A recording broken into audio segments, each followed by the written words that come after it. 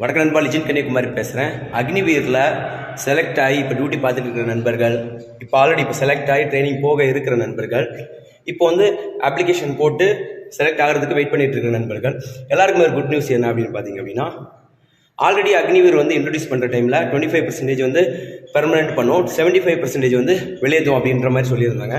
அதுக்கப்புறம் 50 ஆச்சு, இப்போதைக்கு ஒரு 75% வரைக்கும் ஆயிடுச்சு.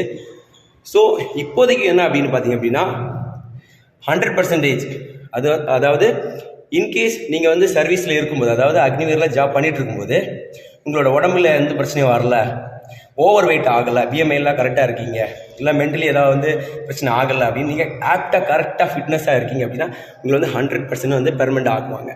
ஏன் அப்படின்னு பார்த்தீங்க அப்படின்னா, ஸ்டார்டிங்கில் அக்னிவீர் பசங்க ட்ரைனிங் முடித்து கேம்பில் வரும்போது அவங்கள ஒரு ஓரமாக தான் வச்சுருந்தாங்க. ரைஃபிளெல்லாம் கொடுக்காம அவங்கள ஆர்மியை பற்றி ஃபுல் சீக்ரெட் சொல்லாமல் ஒரு ஓரமாக வச்சுருந்தாங்க.